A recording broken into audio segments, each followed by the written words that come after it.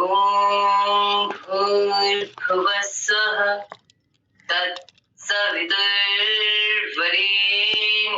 भर्गो देवस्य धीमहि धियो यो नः प्रचोदयात्।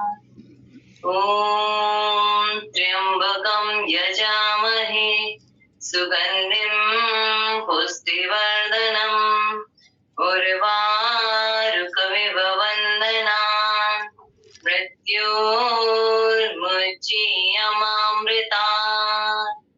ॐ सहना भवतु सहनौ भुनक्तु सह वीर्यं करवावहि तेजस्विनावधीतमस्तु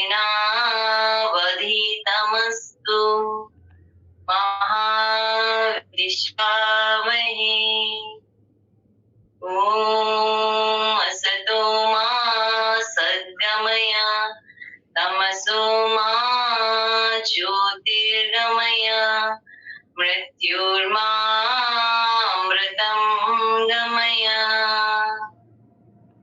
ॐ शान्ति शान्ति शान्ति। परम पूज्य परम श्रद्धेय प्रातः स्मरण स्वामी जी महाराज परम श्रद्धेय आचार्य श्री सूक्ष्म उपस्थिति को नमन करती हूँ। हमारी मुख्य केंद्रीय प्रभारी आदरणीय दीदी जी को मेरा हृदय से प्रणाम। इस प्रशिक्षण शिविर के लिए हमें मार्गदर्शन देने वाली आदरणीय देवती दीदी जी को मेरा हृदय से प्रणाम। हमारी पश्चिमी उत्तर प्रदेश की राज्य प्रभारी दीदी जी को मेरा हृदय से नमन। हमारी राज्य कार्यकारिणी सभी बड़ी दीदी जिनका समय समय पर हमको मार्गदर्शन प्राप्त होता रहता है, सहयोग प्राप्त होता रहता है, उन सभी दीदी जी को मेरा हृदय से नमन।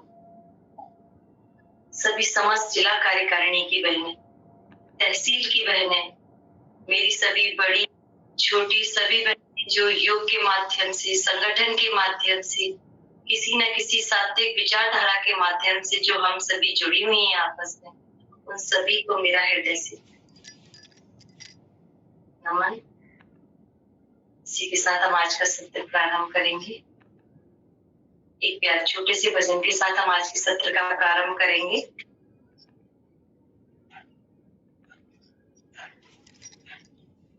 आओ योग करें, चलो योग करें, आओ योग करें, चलो योग करें। भारत का प्राचीन युग ये युग सभी से प्यारा है। भारत का प्राचीन युग ये युग सभी से प्यारा है। भूमंडल पर सतत बह रही योग की निर्मल धारा है। भूमंडल पर सतत बह रही योग की निर्मल धारा है। स्वयं योगेश्वर ने आकाश से उतारा है। सार्वभौमिक सार्वकालिक साहित्यकारी योग है। आओ योग करें, चलो योग करें, आओ योग करें, चलो योग करें। ईश्वर से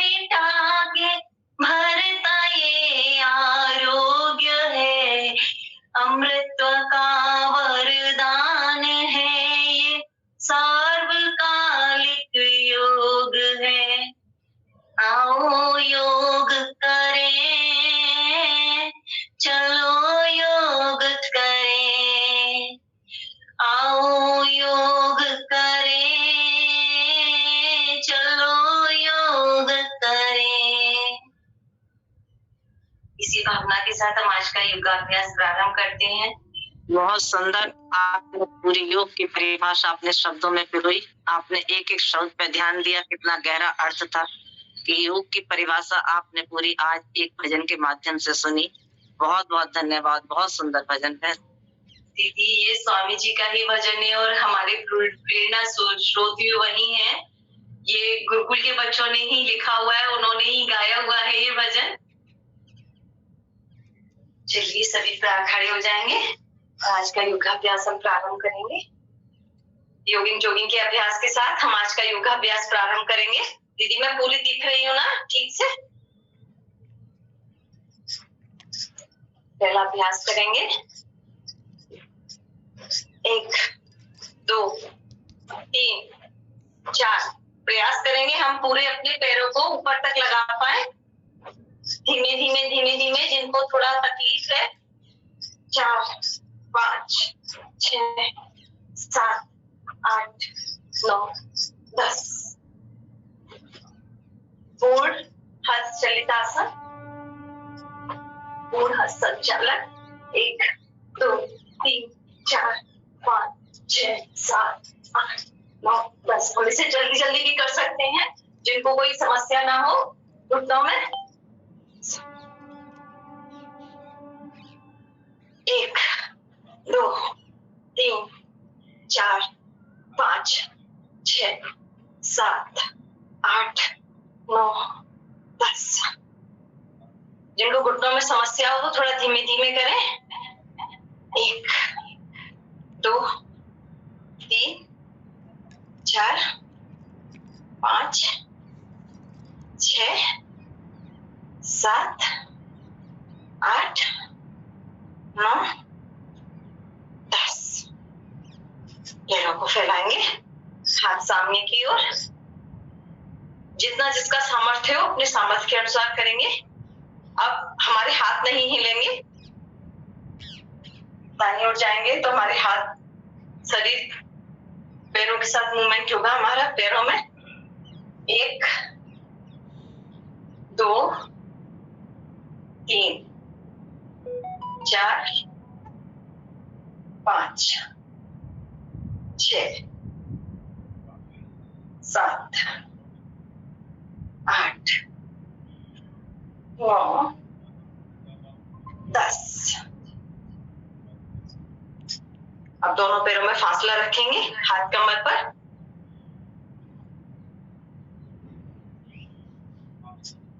1 2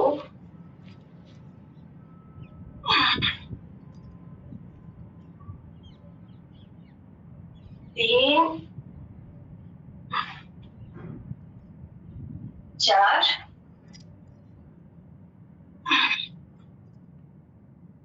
5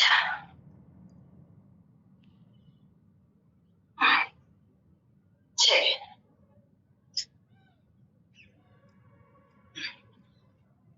और वज्रविकासक, अगला अभ्यास वज्रविकासक। पैरों में थोड़ा सा फासला, हाथ आगे की ओर, श्वास भरते हुए हाथ पीछे ले जाएंगे। 1 2 3 4 5 6 7 8 9 10। अगला अभ्यास करेंगे हम त्रिकोणासन। जिनको अपना वजन कम करना हो इस आसन का थोड़ा जल्दी तीव्र गति से अभ्यास कर सकते हैं। पहले हम धीमे धीमे करना सिखाते हैं। दाई जंघा पर दायां हाथ हथेली सटाते हुए, बायां हाथ कान से सटाते हुए, हाथ को जांघ पैरों से टच करते हुए नीचे एड़ी को छूने का प्रयास करेंगे। 1 वापस यही दूसरे हाथ से 2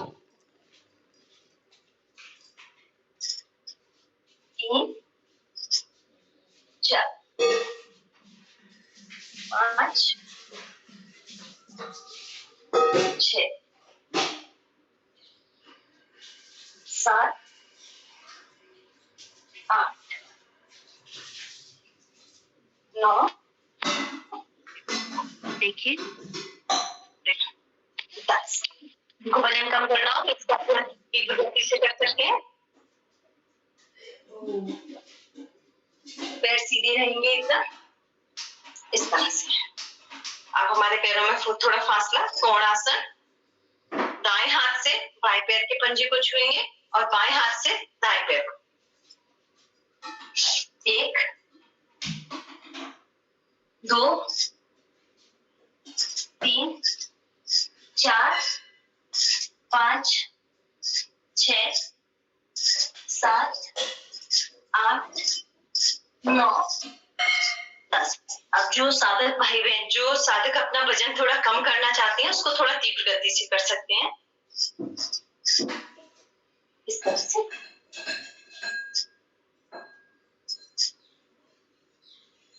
इस तरह से सामान्य पैरों के फासले को कम करेंगे।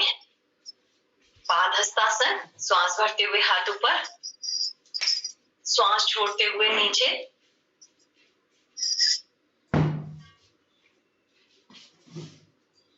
पुनः ऊपर नीचे। 2 3 4 5 6 7 8 9 10।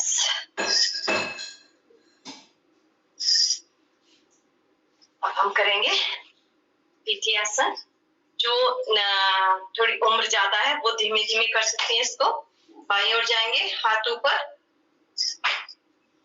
दोनों पैरों को मिलाते हुए हाथ सीधे। फिर दाईं ओर आएंगे, हाथ ऊपर और दोनों पैरों को मिलाते हुए हाथ नीचे।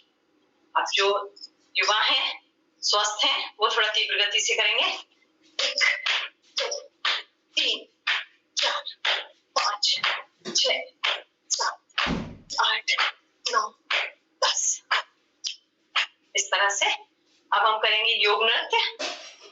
जिनको समस्या हो थोड़ा धीमे धीमे करें।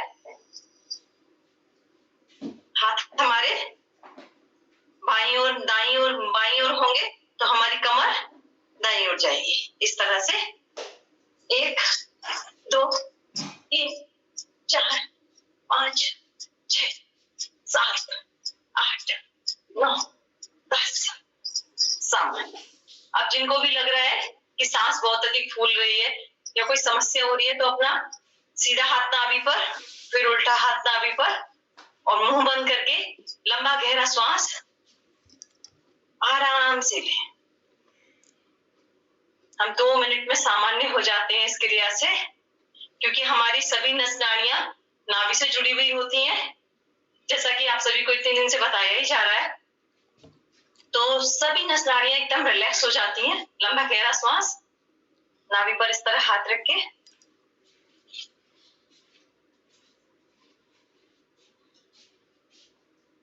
सामान्य। अब हम करेंगे सूर्य नमस्कार का अभ्यास। आप लोगों को प्रतिदिन बहुत अच्छी तरह कराया जा रहा है सूर्य नमस्कार। आज हम बहुत विस्तार से नहीं समझाएंगे सूर्य नमस्कार के बारे में, क्योंकि आज का हमारा मुख्य विषय ध्यान है और अन्य सहयोगी प्राणायाम है। तो हम सूर्य नमस्कार करेंगे। 1 2 3। किसी को फिर भी कोई समस्या हो तो पूछ लीजिएगा, मैं सिर्फ करा रही हूँ। 3 4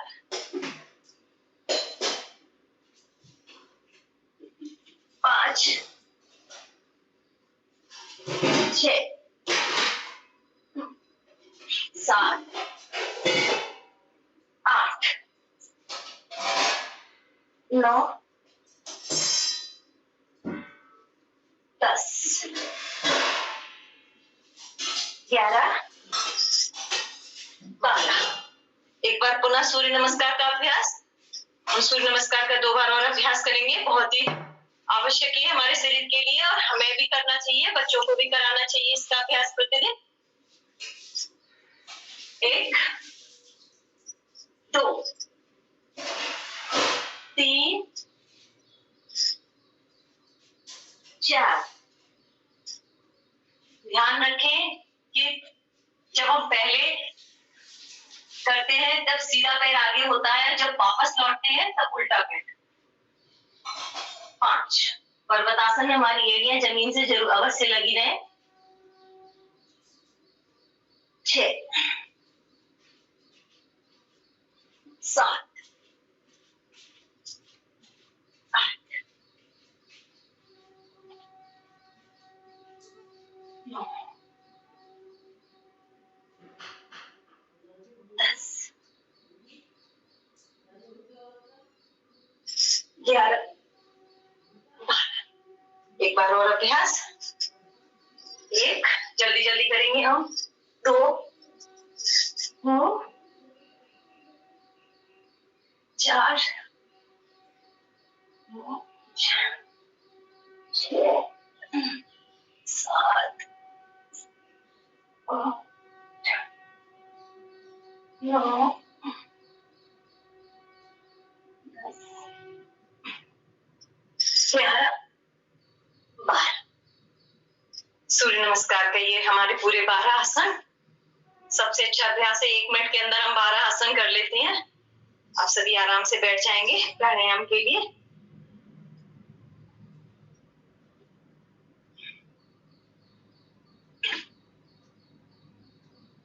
इसमें दीदी एक भ्रामक है, जैसे ना कुछ बहनें तो बताती हैं कि लेफ्ट से जाएं, लेफ्ट से ही वापस आएं।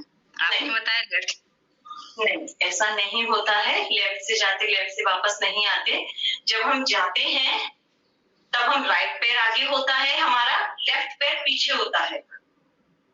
और जब हम वापस लौटते हैं तब हमारा लेफ्ट पैर आगे होता है और राइट पैर पीछे।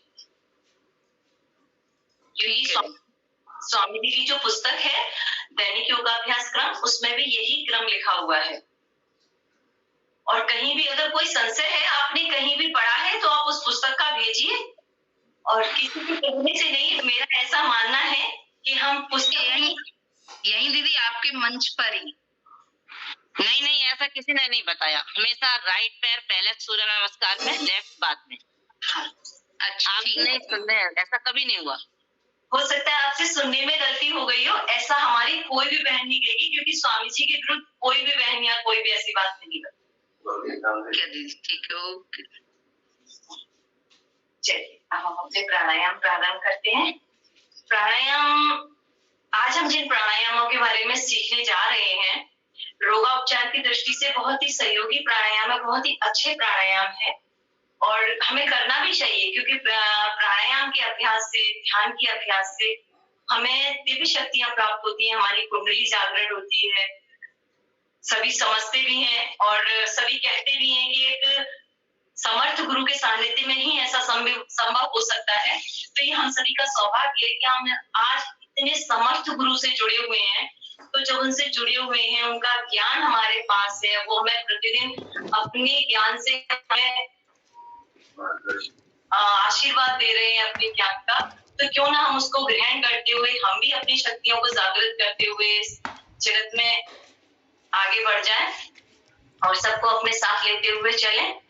तो इस क्रम में सर्वप्रथम हम बताते हैं सूर्यभेदी प्राणायाम के बारे में। सूर्यभेदी प्राणायाम, पहले आप भी एक कॉपी पेन ले लें और थोड़ा समझ लें, क्योंकि बाकी प्राणायाम है वो आपको प्रतिदिन समझाए जा रहे हैं, तो वो आपको समझ आ गए होंगे, लेकिन ये आप थोड़ा सा लिख लें। बहुत ही आवश्यक प्राणायाम होते हैं ये। सूर्यभेदी प्राणायाम जब हमको गर्मी बहुत लग रही हो तब नहीं करना चाहिए। जब हमको सर्दी लग रही है, क्योंकि सूर्य जैसा कि नाम से ही स्पष्ट हो रहा है, ये हमारे शरीर को थोड़ा गर्म करेगा। तो गर्मियों के मौसम में इसको जितना इससे बच सकती है उतना बचे, सर्दियों के मौसम में इसको अधिक से अधिक करें। सूर्य भेदी प्राणायाम होता है, हम अपने लेफ्ट स्वर को, बायां स्वर जिसको बोलते हैं, लेफ्ट स्वर को बंद करेंगे और राइट से हम पूरी सांस को अंदर भरेंगे, इनहेल करेंगे। फिर हम जितनी देर अंदर रोक सकते हैं आराम से रोकेंगे। फिर हम राइट को बंद करके लेफ्ट से सांस को पूरा बाहर। ये एक क्रम। जब हम दूसरा क्रम प्रारंभ करेंगे तो जैसे कि अनुलोम विलोम में होता है, हमने जहां से सांस को छोड़ा वहां से सांस को लिया, तो इस तरह से बिल्कुल नहीं करना है। आप बिल्कुल स्पष्ट देख लीजिए इस बात को। फिर हमको फिर पुनः वही अभ्यास करना है कि हमको लेफ्ट स्वर बंद करना है, राइट से सांस को अंदर भरना है और फिर लेफ्ट से बाहर छोड़ना है। धीमे धीमे इसका हमको पहले 3 बार, फिर 5 बार, फिर 7 बार, इस तरह से करते हुए हमें इनका क्रम बढ़ाते हुए जाना है। धीमे धीमे जब हमें इनका अभ्यास हो जाए, फिर हम जब श्वास को अंदर भरते हैं और कुंभक लगाते हैं, उस समय हम बंद लगा सकते हैं, मूलाधार बंद और जालंधर बंद के साथ। मूलाधार बंद और जालंधर बंद आप समझते ही होंगे सभी, आप सभी को समझाया ही गया होगा। 3 बंद होती है, मूलाधार बंद, जालंधर बंद, उद्यान। तो मूलाधार बंद और जालंधर बंद हम इसमें साथ में लगा सकते हैं। अब हम इस प्राणायाम को किस तरह करते हैं ये हम समझते हैं। हमने मुद्रा बनाई, मुद्राओं का हम विशेष ध्यान रखेंगे। हमारी जो भी मुद्रा हमको लगता है कि हमको बनानी चाहिए, बनाए। बिना मुद्राओं के किसी भी प्राणायाम का अभ्यास ना। तो दोनों ही हाथों से हम वायु मुद्रा बना रहे हैं, आप अपनी जो आपको उचित लगे।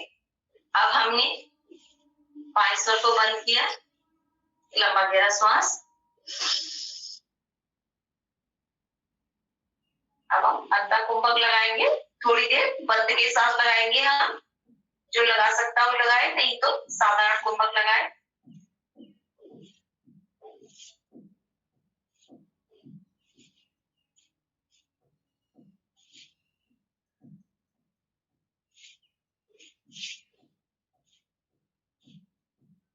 श्वास बाहर।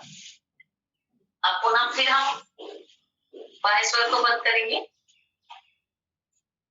राइट साइड से फिर हम लेंगे।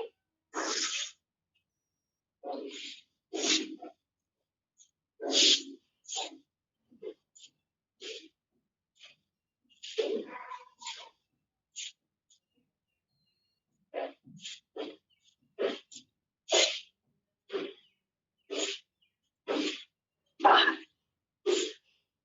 जो कफ के रोगी हैं, वात के रोगी, कफ के रोगी, उनके लिए बहुत ही अच्छा प्राणायाम है, क्योंकि शरीर में गर्मी होती है तो हमारे कफ का रोग है वो अधिकतर हमें क्या है जो सर्दी की वजह से होता है, तो कफ के रोग बहुत अच्छा प्राणायाम है। लेकिन फिर मैंने कहा गर्मियों के मौसम में इसको करने से थोड़ा बचना चाहिए। सूर्य भेदी प्राणायाम और चंद्र भेदी प्राणायाम में थोड़ा थोड़ा फर्क होता है, तो कहीं ना कहीं हम मिस्टेक कर देते हैं कि कौन सा स्वर किस मौसम में। तो इसको बहुत ही लिख लें इस चीज को कि हमको ये गर्मियों के मौसम में थोड़ा कम करना चाहिए। अब जब हम सूर्य भेदी प्राणायाम कर रहे हैं और कुंभक लगाते हैं, तो प्राणायाम को हम जितना अंतर्मुखी होकर, जितना आंख बंद करके और स्वयं में खोकर करेंगे उतना ही अच्छा है। तो हम उसमें जब कुंभक लगाएंगे तो उसमें हम सूर्य के तेज मंडल जैसा ध्यान करते हुए इस प्राणायाम को आगे करेंगे, तो हमें इसका और भी लाभ मिलेगा। इसी क्रम में अगला प्राणायाम है चंद्रभेदी। ठीक इसके विपरीत है चंद्रभेदी प्राणायाम। यह हमें शीतलता प्रदान करता है, जो गर्मी के कारण जो थकावट हो जाती है शरीर में वो दूर हो जाती है इससे। अब हम इसको किस तरह से करते हैं पहले हम इसको भी समझ लेते हैं।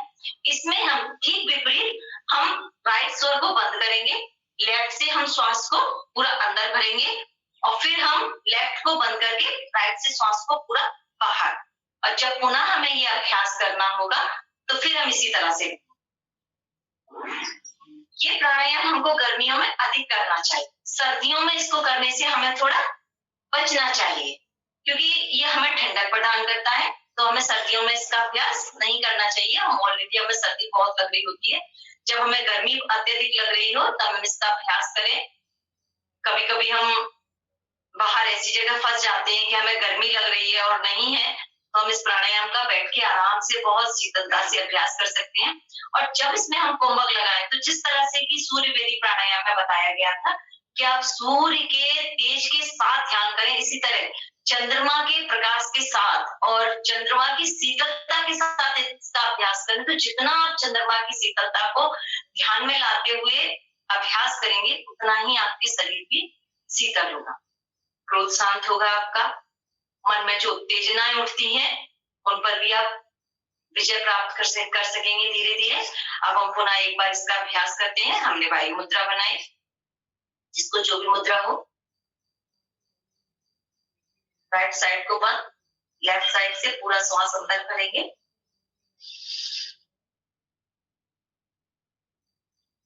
कुंभक लगाएंगे। इसमें भी हम बंद लगा सकते हैं।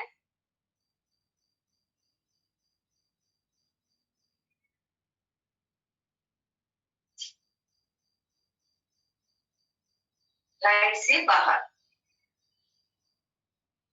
फिर हम पुनः राइट को बंद करेंगे, लेफ्ट से श्वास को पूरा अंदर भरेंगे,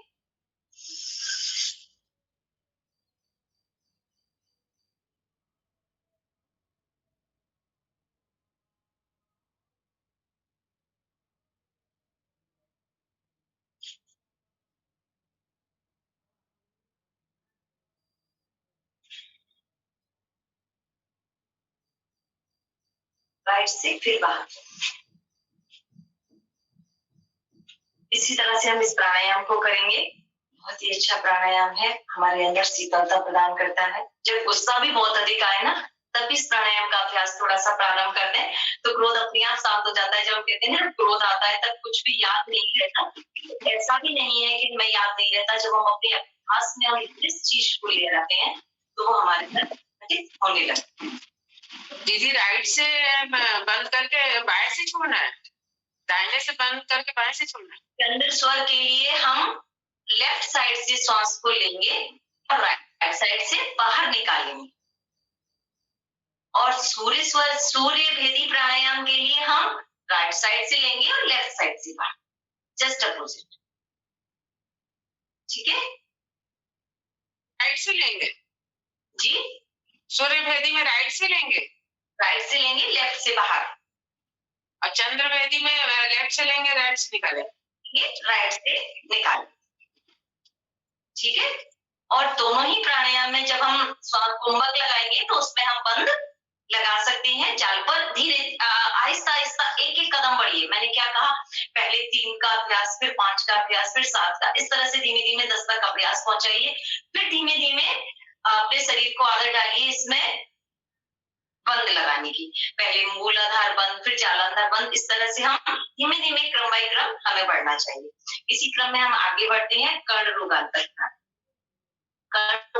प्राणायाम के लिए हमें किसी दोनों ही नासिका से श्वास को लेना है। तो हम मुद्रा बनाएंगे, मुद्रा बनाकर आराम से दोनों हाथ हमारे घुटने पर सीधे, और दोनों ही नासिकाओं से हम श्वास को पूरा अंदर भरेंगे और फिर हाथों से नाक को बंद करके अपनी श्वास को इस तरह से अंदर धक्का मारेंगे, हमारे कान से आवाज आने लगेगी, कान के पर्दे पर हल्की सी आवाज आने लगेगी। फिर हम अपनी नासिका को छोड़कर दोनों नासिकाओं से श्वास को पूरा बाहर छोड़ देंगे। अब हम इसका अभ्यास करेंगे। ये कान के बहरेपन को दूर करता है, बहुत ही अच्छा प्राणायाम है ये।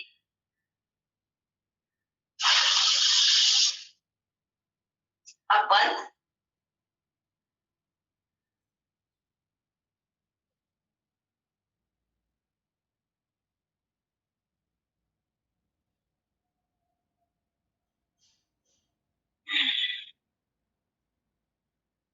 एक बार पुनः अभ्यास।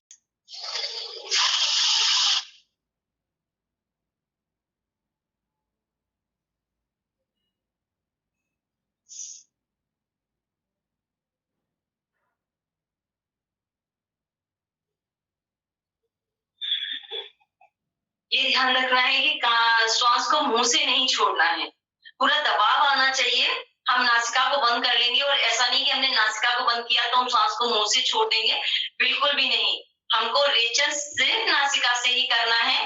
नासिका हमारी बंद है तो हमारे कान के पर्दों पर एक आवाज होगी, हल्की सी आवाज महसूस होगी सभी को।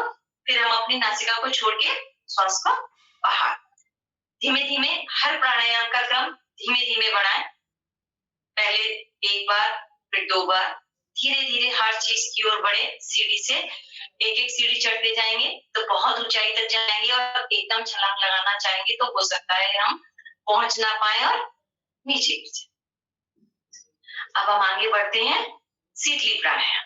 शीतली प्राणायाम गर्मियों के लिए बहुत ही अच्छा प्राणायाम है। हम कहीं ऐसा है जहां पानी नहीं मिल रहा और बहुत तेज प्यास लग रही है, तो हम शीतली प्राणायाम प्रारंभ कर दें। ये हमारी शक्तियों, हमारी कुंडलिनी शक्ति को जागृत करने में भी सहायक होता है। क्यों?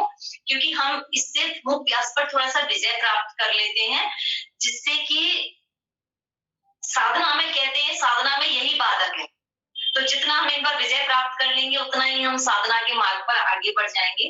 अब शीतली प्राणायाम हम किस तरह से करेंगे? किसी का कोई भी प्रश्न हो तो हर प्राणायाम के साथ ही अपने प्रश्न का तुरंत पूछ लें।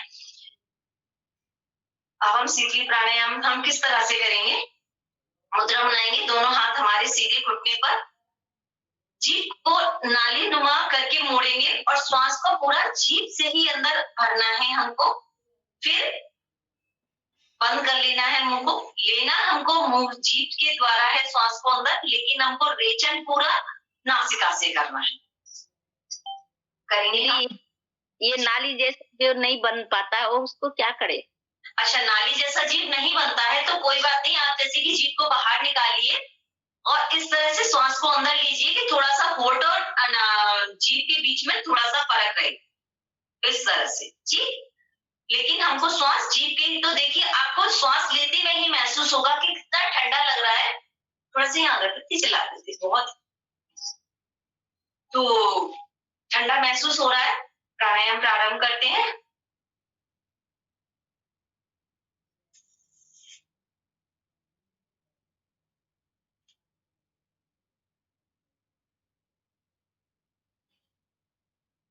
पूरा फेफड़ों में पूरा श्वास भर लेंगे, अंदर रोक कर रखेंगे।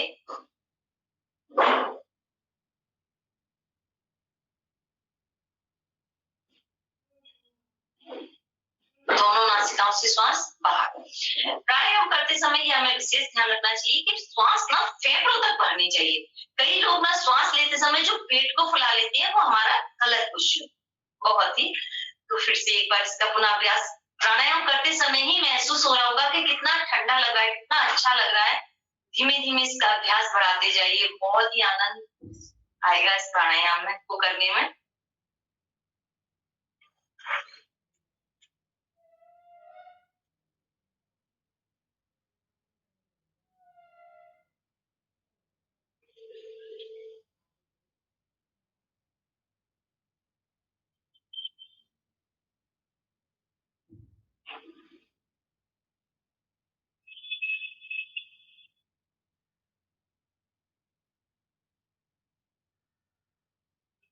बच्चों को भी इनका अभ्यास, इन प्राणायाम का अवश्य करवाएं। बच्चे जब बचपन से ही जब बहुत नाजुक अवस्था में होते हैं तब से ही वो साधना के मार्ग पर आगे बढ़ जाते हैं। तो ये सभी माता पिता के लिए बहुत ही अच्छा है, क्योंकि आज के समय में बच्चों का संस्कारवान होना, उनका अपनी सभी गलत वृत्तियों से हट जाना, ये बहुत बड़ा माता पिता के लिए भी उपहार स्वरूप ही है। तो धीरे अभी से ही अपने बच्चों को इस सभी साधना में लगाएं। आगे ड्रेसिंग टेबल, इसी में हम आगे बढ़ते हैं। शीतकारी प्राणायाम। शीतकारी प्राणायाम ये भी हमारा गर्मी के उसमें मौसम में हमें अधिक करना चाहिए। शीतकारी प्राणायाम के लिए हम दोनों दांतों की एकदम से बिच्छी बांध देंगे और जीभ को तालू से लगाते हुए श्वास को अंदर भरेंगे। लेकिन हमारी जिस अवस्था में जब हम श्वास को अंदर भर रहे हैं तो जीभ में मूवमेंट नहीं होगा, जहां है वहीं रहेंगे। और इस प्राणायाम को करने से जिनको नींद बहुत अधिक आती है, बहुत नींद आती है, कई लोगों की समस्या होती है कि दिन में भी नींद आ रही है, तो उनको इस प्राणायाम का अभ्यास अधिक से अधिक करना चाहिए। नींद भी थोड़ी कम होती है इस प्राणायाम से। कई लोगों को लगता है कि हम 8 घंटे सो लिए, फिर भी लग रहा है कि नहीं नींद अभी भी आ रही है, नींद की, तो उसका अभ्यास इनको करना चाहिए। अब हम करेंगे शीतकारी प्राणायाम, और ये दांतों के लिए, मसूड़े के लिए बहुत ही अच्छा प्राणायाम। जिनके भसूड़ों में समस्या हो, दांतों में समस्या हो, उनको भी इसका अभ्यास करना चाहिए। दोनों दांतों को इस तरह से सटाएंगे, दोनों दांतों से, और जीभ को तालू से लगाते हुए श्वास को अंदर भरेंगे।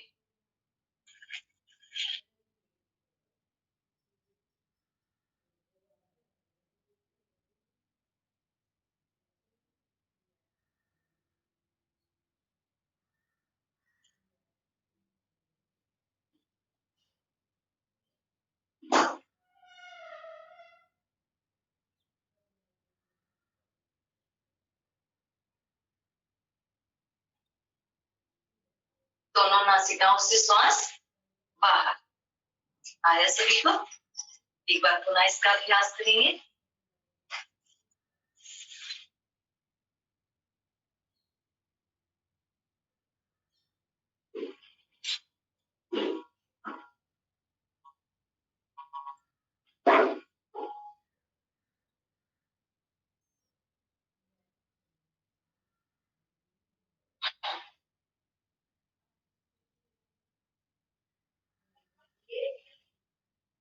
जिनकी कफ प्रवृत्ति हो उनको ये प्राणायाम कम करने चाहिए।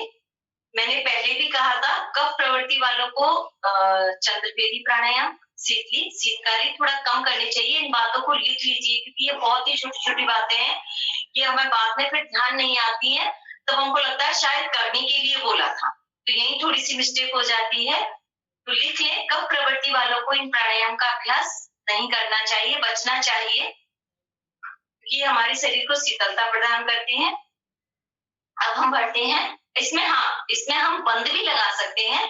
जब हम श्वास को पूरा अंदर भर के और कुंभक लगाए हुए हैं, अंतः कुंभक, तो उस समय हम धीरे धीरे अभ्यास करके इसमें जालंधर बंद और मूल बंद लगा सकते हैं। जिस बंद में भी जो भी आप लगा सकते हैं। अब हम आगे बढ़ते हैं मूर्छा प्राणायाम।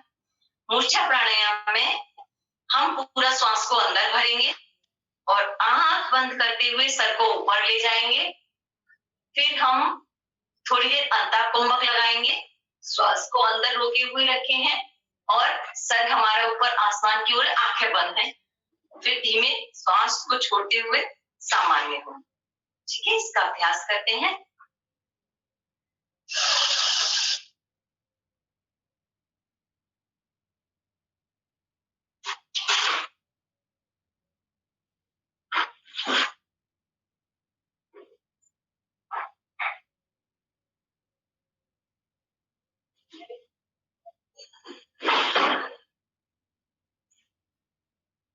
एक बार पुनः इसका अभ्यास।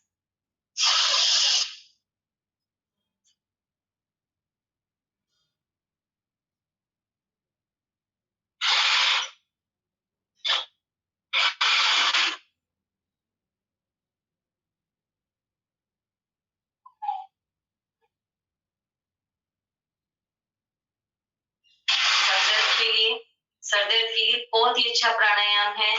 बच्चों की स्मरण शक्ति को बढ़ाने के लिए, नेत्र ज्योति को बढ़ाने के लिए बहुत ही अच्छा प्राणायाम है। बहुत ही सुंदर अभ्यास है। स्वयं भी करें, बच्चों से भी कराएं। जो हम करते हैं वही बच्चे करते हैं। आज के माता पिता सिर्फ बच्चों को दोष देते हैं कि बच्चे हमारी बात नहीं मानते, तो ऐसा नहीं है। मैं फिर कहती हूँ, अगर नहीं मानते तो हम अपने रास्ता बदल लें, हम अपना, बच्चे भी हमारी सुनेंगे। इस तरह से ये मूर्छा प्राणायाम। आगे हम करेंगे इसी क्रम में प्लावनी प्राणायाम। प्लावनी प्राणायाम में आपको मुंह से पूरा श्वास को अंदर भरना है और फिर डकार, जिस तरह से हम डकार भोजन करने के बाद डकार लेते हैं, उस तरह से हम पूरी उस वायु को बाहर निकाल देंगे। तो इससे हमारे उदर के जितने भी रोग हैं वो समाप्त होते हैं। तो हम मुंह से पूरा श्वास को अंदर भरते हुए, लेकिन जब हम डकार लेंगे तो इसी तरह से ना लें। जब भी ले ओम के उच्चारण के साथ रहे तो बहुत अच्छा लगता है और आसपास बैठे सभी को बहुत अच्छा लगता है। और प्राणायाम हमेशा एकांत शांति जहां हो वहां करने चाहिए।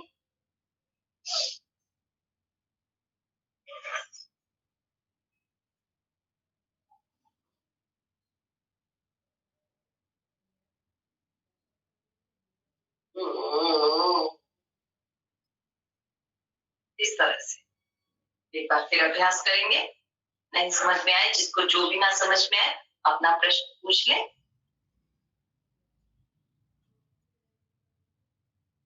दीदी इसमें कैसे सांस को भरना है? ये हम अपने मुंह से श्वास को अंदर भरें। देखिए, आप ध्यान से देखिए, मैं मुंह से श्वास को अंदर भर रही हूँ और जो श्वास मेरे अंदर गई वो मैं उसको डकार के द्वारा बाहर निकालती हूँ।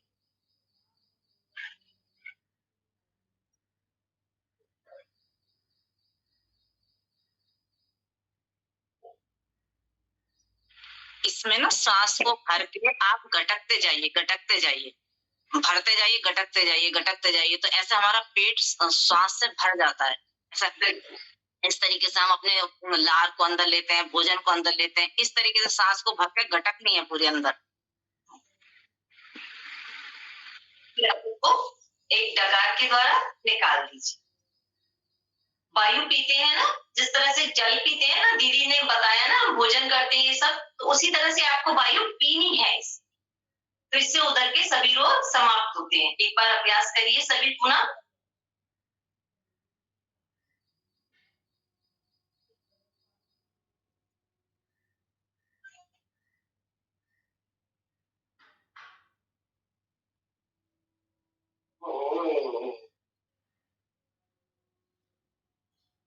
जी, अब हमें सीखना डकार तो आने रही है। नहीं, आपको ऐसे नहीं आएगी, क्योंकि अभी ये बहुत अभ्यास का, ये केवल आपको सांकेतिक रूप से बताया जा रहा। इस प्राणायाम को इतनी आसानी से नहीं होता। ये हम इतने एक्सपर्ट नहीं है कि हम पूरी सांस को पीते जाएं और फिर बाद में जैसे हम भोजन ज्यादा कर लेते हैं तो हमें डकार आती है। इसी तरीके से हम पूरी सांस पीते जाते हैं, फिर डकार तब आती है। तो अभी हम लोग भी इतने अभ्यासी नहीं है, तो हम, लेकिन आपको पता होना चाहिए कि प्लावनी प्राणायाम कैसे होता है। ये बहुत अच्छा विषय है। किसमें फायदा करता है ये फायदा किसमें करता है? पेट लोगों के लिए बहुत ही अच्छा प्राणायाम है। पेट से, उधर से संबंधित सभी रोग इससे समाप्त होते हैं, क्योंकि जो गंदगी अंदर भरी, तो वायु के द्वारा हमारी जो गंदी वायु अंदर होती है वो सब बाहर निकल जाती है। तो ये बहुत ही अभ्यास के बाद ज्यादा है, जैसा कि दीदी ने बताया, ये बिल्कुल सही है। ये बहुत ही साधना के विषय होते हैं। ये प्राणायाम जब हम कुंभक के साथ, बंद के साथ इनको करने लगते हैं, तो हमें समझ लेना चाहिए कि हाँ, हम आध्यात्मिक साधना की सीढ़ी पर चढ़ना प्रारंभ कर रहे हैं। तो इसी क्रम में हम आगे करते हैं केवली प्राणायाम। केवली प्राणायाम में आपको विशेष कुछ भी नहीं है और बहुत कुछ है। क्यों? क्योंकि हमें हर श्वास के साथ प्रभु के नाम का अभ्यास करना होता है। तो इसमें हमें विशेष कुछ नहीं करना। श्वास को अंदर लेंगे तब ओम का उच्चारण, अंदर ही अंदर, जोर से नहीं, और जब श्वास को बाहर छोड़ेंगे तब भी ओम के उच्चारण के साथ। इसी प्राणायाम को हम निरंतर एकांत में बैठे हुए करते हैं, तो इसको कहते हैं केवली प्राणायाम। इस तरह से अंदर ही अंदर श्वास को भरते हुए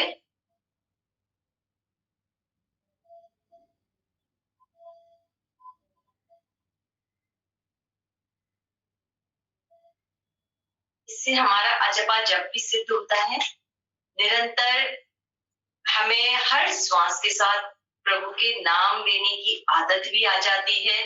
कई लोगों को मन में बहुत इधर उधर के विचार चलते रहते हैं, तो जब हम इस प्राणायाम का अभ्यास करते रहते हैं तो हमें एक अभ्यास हो जाता है कि नहीं, जब भी हमारा काम हो गया तो हम श्वास ले रहे हैं, तो हमारी हर श्वास के साथ प्रभु का नाम चलेगा। इस प्राणायाम का अभ्यास हमें अवश्य ही करना चाहिए। समझ में आया सभी को? केवली प्राणायाम। अब करते हैं नाड़ी शोधन। नाड़ी शोधन क्रिया, ये अनुलोम विलोम, नाड़ी शोधन प्राणायाम ये अनुलोम विलोम की तरह ही है, लेकिन अनुलोम विलोम हम थोड़ी सी तीव्र गति से कर देते हैं नाड़ी शोधन की अपेक्षा। नाड़ी शोधन में जिस तरह से हम अनुलोम विलोम में राइट को बंद करके लेफ्ट से श्वास लेना प्रारंभ करते हैं, इसी तरह हम नाड़ी शोधन में करते हैं। लेकिन नाड़ी शोधन का एक क्रम होता है, वो आप लिख लें विशेषकर। और नाड़ी शोधन का क्रम क्या होता है, जैसे कि हमने 10 सेकंड में श्वास को भरा, तो हम 20 सेकंड के लिए उसको अंदर रोककर रखेंगे और 20 सेकंड में ही धीरे धीरे श्वास को बाहर निकालें। प्रारंभिक अवस्था बता रही हूँ ये मैं।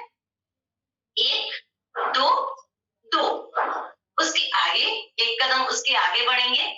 फिर हमको अपने जो हमने अंतर कुंभक लगाया था उस कुंभक का समय बढ़ाना है। जैसे कि 10 सेकंड में भरा तो 40 सेकंड को रोक कर रखेंगे और 20 सेकंड में बाहर छोड़ेंगे। आप चाहें तो इसी चीज को मंत्रों के साथ भी कर सकते हैं। जैसे कि एक मंत्र के जाप के साथ मैंने भरा तो 4 मंत्र के जाप में जब तक करूंगी तब तक मेरा कुंभक लगा रहेगा और 2 मंत्र के जाप के साथ मेरी श्वास बाहर।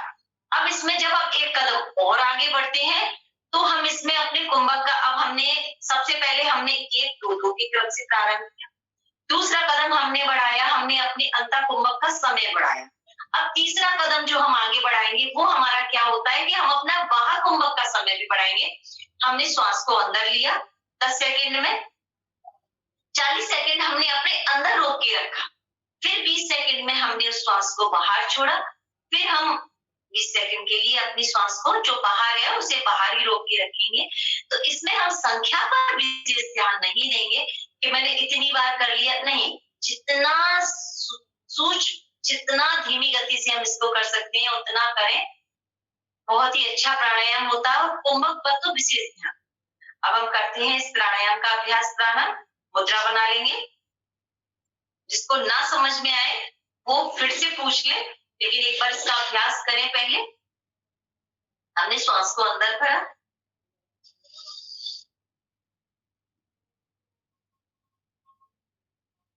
अब कुंभक लगाएंगे,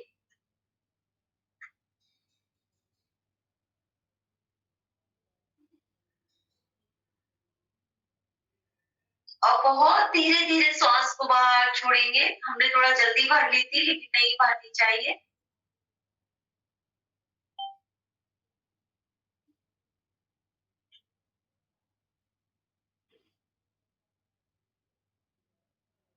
अब फिर हम यहीं से श्वास को अंदर भरेंगे,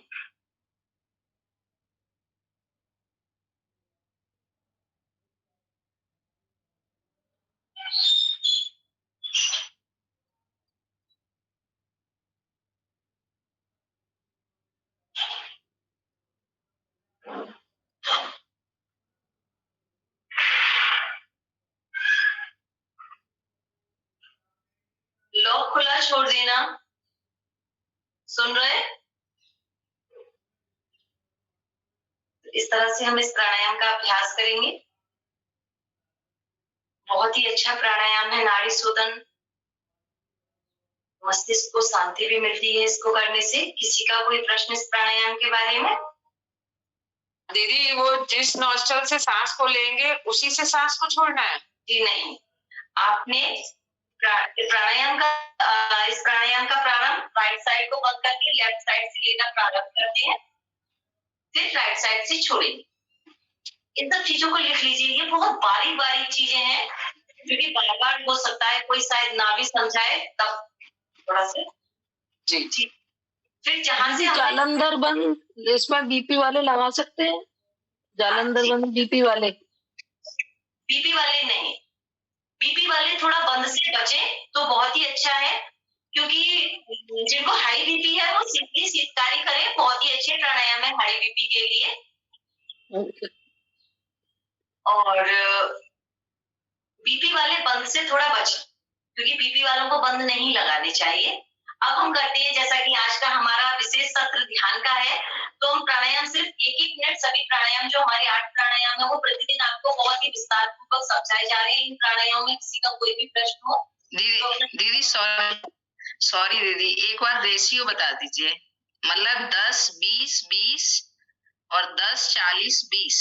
जैसे कि प्रारंभिक अवस्था में रहेगा 10 20 20, 10 सेकंड में भरा, 20 मिनट का मैंने 20 सेकंड का कुंभक लगाया और 20 सेकंड में मैंने छोड़ा। सेकंड स्टेप में मेरा रहेगा, अब मैं कुंभक का समय बढ़ा दूंगी 10 40 20। फिर जो तीसरी अवस्था आएगी उसमें मैं वहां कुंभक का भी समय बढ़ा दूंगी 10 40 20 और 20 बाहर कुंभक में 20 40 24। ठीक, अब हम अपने प्राणायाम 1-1 मिनट में हम सभी प्राणायाम करते जाएंगे। मैं विस्तार पूर्वक नहीं बताऊंगी क्योंकि हम ध्यान के उसमें चलेंगे। भस्त्रिका प्राणायाम कर लेते हैं। सभी को विस्तार से प्रतिदिन इसके बारे में समझाया भी गया होगा, प्राणायाम के बारे में।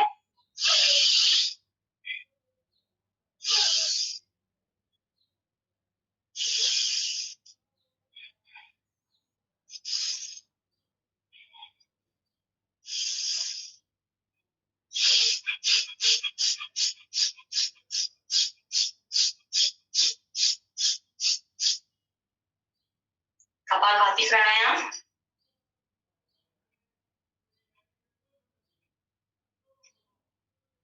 प्राणायाम का अभ्यास विशेष रूप से करें। चाहे समय कम हो तो हम और भी कुछ छोड़ दें, लेकिन प्राणायाम ना छोड़ें, क्योंकि इनसे हमारी पाप वृत्ति, हमारे अंदर जो पाप वृत्ति होती है ना, प्राणायाम से, प्रत्याहार से, ध्यान से, धारणा से, ये हमारी वृत्तियां खत्म होती है, जो गलत तरह की वृत्तियां हमारे अंदर होती हैं। तो इसी क्रम में अग्निसार क्रिया और बाह्य प्राणायाम। बाह्य प्राणायाम एक बार कर लेते हैं। अग्निसार क्रिया सभी को प्रतिदिन समझाई जा रही होगी। श्वास को पूरा अंदर, पूरा बाहर।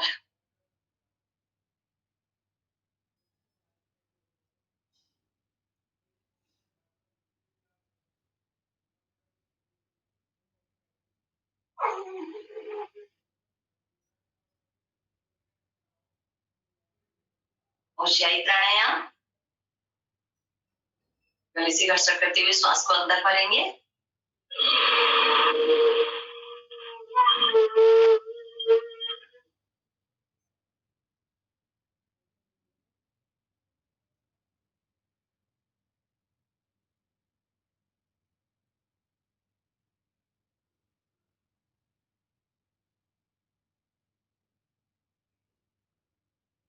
उज्जैन प्राणायाम कभी भी हमको यूं ही श्वास नहीं चाहिए, पेट को बंद करके। डेली प्रतिदिन आपको समझाया जा रहा होगा, मैं समझती हूँ। शायद ये प्राणायाम आप बहुत अच्छी तरह सीख गए होंगे, इसलिए मैंने जल्दी जल्दी करवाए हैं। अब हम करेंगे अनुलोम विलोम प्राणायाम।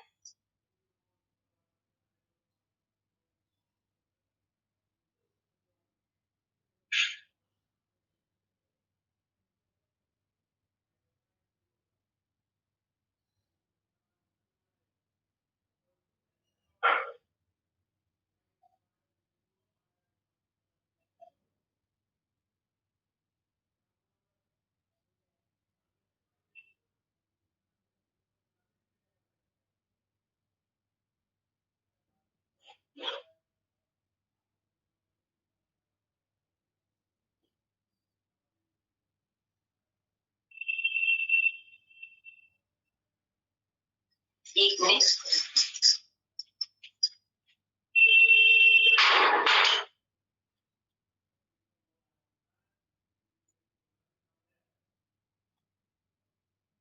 अनुलोम विलोम प्राणायाम के बाद करेंगे हम भ्रामरी, उद्गीत और प्रणव। ये हम एक साथ करेंगे, इनका क्रम टूटना नहीं चाहिए। इसी में हम जो प्रणव प्राणायाम है, इसी में हम ध्यान करते जाएंगे। इससे पहले मैं आपको बता दूं कि हमारे शरीर में 8 चक्र होते हैं। मूलाधार चक्र जो कि हमारे मूल भाग में है, स्वादिष्ठान चक्र नाभि से नीचे, मणिपुर चक्र नाभि से ऊपर, हृदय चक्र जिसको अनाहत चक्र भी कहते हैं, विशुद्धि चक्र जो कि हमारे कंठ में होता है, और आज्या चक्र हमारे दोनों भ्रुकुटी के बीच में, और मनस चक्र हमारे ललाट पर, और सहस्रार चक्र सबसे ऊपर। ध्यान से पहले हमें इस बात को समझना बहुत जरूरी है कि जब भी हम ध्यान करें, अपने शरीर में ध्यान को केंद्रित करने के लिए कोई एक स्थान अवश्य चुने। कोई चक्र चुन सकते हैं, या अपने हृदय की धड़कन, या अपनी जिह्वा पर, अपनी वाणी पर। और हर चक्र के जागृत होने का अपना अपना एक फायदा, एक मतलब लाभ होता है। इसमें हमको सबसे पहले ये समझना बहुत आवश्यक है कि जिस तरह से पूरे घर की लाइट जो होती है, लेकिन उसका मेन स्विच क्या एक होता है, वहां से अगर हमने बंद कर दी तो हमारे पूरे घर की लाइट बंद हो जाती है। उसी तरह से जब तक हमारा मूलाधार चक्र जागृत नहीं होगा, मूलाधार चक्र के जागृत होने से हमारी शक्तियां ऊर्ध्वगामी बनती हैं। तो स्वयं जब मूलाधार चक्र जागृत होता है तो सभी चक्र स्वतः जागृत हमारे होने लगते हैं। और इन चक्र, मूलाधार चक्र को जागृत करने के लिए विशेष कर्म में ब्रह्मचर्य का पालन विशेष रूप से करना चाहिए। धीरे धीरे अभ्यास करें। एकदम किसी भी चीज को हम नहीं पा सकते, और एकदम किसी को छोड़ भी नहीं सकते। तो इसी में हम भ्रामरी 3 बार हम भ्रामरी करेंगे, 3 बार फिर हम उद्गीत करते हुए हम आंखों को नहीं खोलेंगे। इसी में हम आगे ध्यान करेंगे। भ्रामरी प्राणायाम।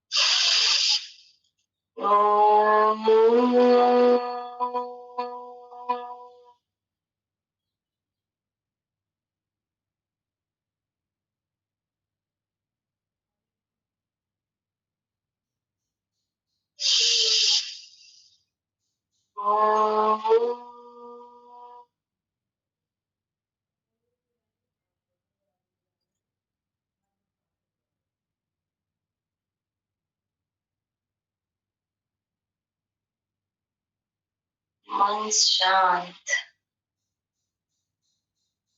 धीरे धीरे अपने मन को बिल्कुल शांत करेंगे। चारों ओर से मन को हटा केंद्रित करेंगे। एकाग्रता बढ़ती है इससे। ध्यान ध्यान वह विधा जिस पर आरोहण होकर हम पाते हैं आत्मज्ञान। ध्यान वह प्रक्रिया जिससे हम ब्रह्म को आत्मसात करते हैं। ध्यान वह विधा जिससे हम स्वयं को पहचानते हैं, वेदों का ज्ञान पाते हैं, ब्रह्म को पहचानते हैं।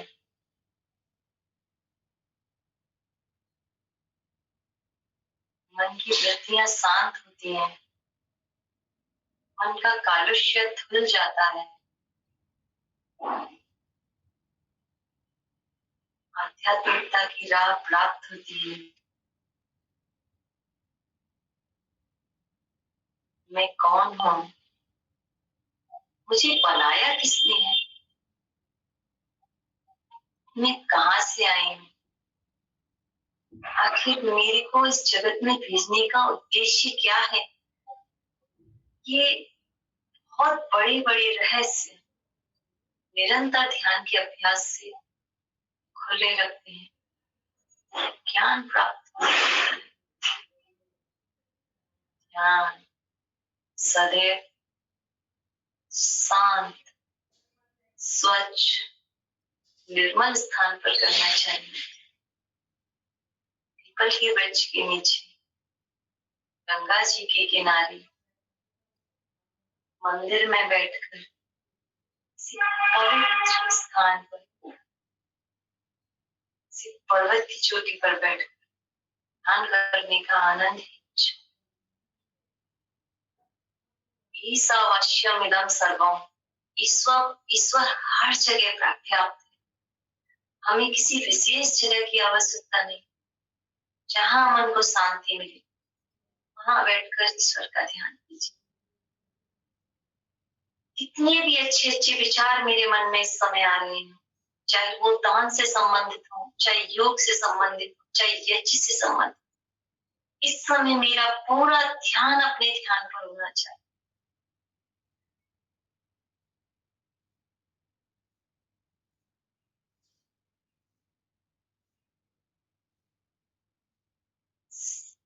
प्रत्येक में ईश्वर को देखें, हर प्राणी में ईश्वर को देखें, किसी भी प्राणी से वैर भाव ना करें। सदैव सोचें, अगर मैं इससे वैर करूंगा तो कहीं ना कहीं मैं ईश्वर से वैर कर रहा हूं। फूलों में ईश्वर को देखें, पत्तियों में ईश्वर को देखें। जब हम हर चीज में ईश्वर को देखने लगेंगे तो मुझे खुली आंखों से भी ईश्वर दिखाई देने लगेंगे। जब खुली आंखों से भी ईश्वर दिखाई देने लगे तो समझना चाहिए कि ध्यान सार्थक हो रहा है। मेरे शब्दों को सुनते जाएंगे और अपने अंदर खोते जाएंगे, अपने अंदर ईश्वर को ढूंढते जाएंगे। जो खोज है वो करते जाएंगे। दिव्य शक्तियां हैं मेरे अंदर, उनको जागृत करना है। मैं भी भगवान राम और भगवान कृष्ण की वंशज हूँ।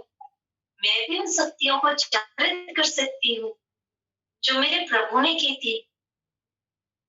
मैं भी उस सत्य की राह को अपना सकती हूँ जो मेरे प्रभु ने अपनाई थी। तभी मैं उनकी सही रूप में मायने में वंशज कहलाऊंगी। उनकी पूजा करने मात्र से मैं उनकी वंशज नहीं कहलाऊंगी, उनकी राह पर चलने से मैं उनकी वंशज कहलाऊंगी। ध्यान में यदि आपका ध्यान नहीं लगता तो आप जप कर सकते हैं। ओम का जप, गायत्री का जप, महामृत्युंजय मंत्र का जप। जप के 3 प्रकार होते हैं, मानसिक जप, वाचिक जप, उपांशु जप। वाचिक जप तो वो जब हमारा ध्यान नहीं लगता तो हम मंत्र का बोल बोल कर उच्चारण करते हैं। फिर धीमे धीमे तो हमारा ध्यान लगने लगता है तो हम मानसिक जप करते हैं, उपांशु जप करते हैं। उपांशु जप में हमारी होठ हिलेंगी परंतु किसी को फिर भी मेरी आवाज सुनाई नहीं देगी कि आखिर मेरे अंदर जप चल क्या रहा है। सबसे उत्तम है मानसिक जप। मैं सबसे बात भी कर रही हूँ, सब कर रही हूँ, लेकिन फिर भी मेरे अंदर एक जप निरंतर चल रहा है। मेरी हर सांस प्रभु को याद कर रही है। सिर्फ सोचने भर से कि प्रभु जब मेरी अंतिम समय हो तब मेरा नाम आपकी चितिया पर आए, संभव कभी भी नहीं हो सकता। मुझे हर श्वास में आज जो मुझे प्रभु ने दी हुई है खुली आंखों से, उसमें जब तक मैं प्रभु का नाम नहीं लूंगी अंतिम समय प्रभु मुझे याद नहीं आ सकता। ध्यान किया था भगवान राम ने, ध्यान किया था भगवान कृष्ण ने, भगवान महावीर ने, भगवान बुद्ध ने। हम भी तो उनके वंशज हैं, हम भी तो उस राह पर चल सकते हैं।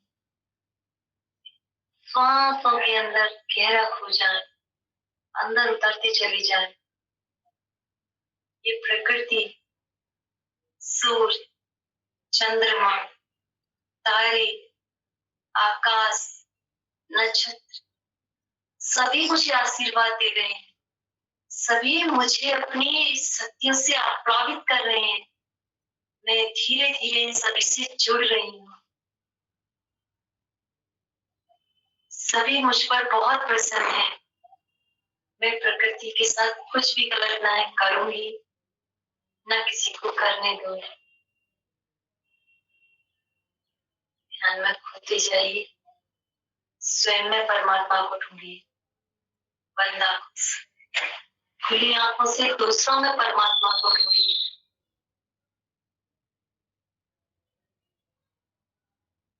प्राणायाम के बाद ध्यान फल की तरह होता है। जिस तरह हमने कोई वृक्ष लगाया तो हमें फल तो प्राप्त होगा ही, वही प्राणायाम है। प्राणायाम वृक्ष है, ध्यान फल। वृक्ष लगाओगे तो फल तो प्राप्त होंगे। जिस आसन में सुखपूर्वक आप बैठ सकते हैं उस आसन में बैठ जाइए, जप करते जाइए, सांसों में खोते जाइए। अपने शरीर के अंदर ध्यान का एक केंद्र बनाइए, चाहे वो कोई भी चक्र हो, किसी चक्र विशेष से संबंधित कोई समस्या हो, कोई रोग हो, वहां ध्यान का स्थान बनाइए। अपने आज्ञा चक्र को ध्यान का स्थान बनाइए, अपने हृदय को ध्यान का स्थान बनाइए। उतरते जाइए, अपने हृदय की धड़कन को सुनिए, नाड़ियों के स्पंदन को सुनिए। धीरे धीरे सुनते जाइए। मेरे अंदर जो रक्त बह रहा है उसकी कलकल को सुनिए। हर ध्वनि के अंदर सिर्फ ओम ओम ओम ओम सुनाई दे। हर ध्वनि में सिर्फ ओम। जिस तरह से वैज्ञानिकों ने जब सूरज के पास जाकर सुनना चाहा तो वो एक ओम की ध्वनि थी। इसी तरह से आप अपने हृदय की धड़कन को बहुत ध्यान से सुनें, शांति से सुनेंगे। ओम ओम ये ध्वनि सुनाई दी। रक्त की हर टपकती हुई बूंद से ओम की ध्वनि सुनाई देगी। मेरे अंदर अपार शक्तियां हैं, मुझे उन्हें जागृत करना है और जगत के कार्य में लगाना है, जगत की सेवा करनी है।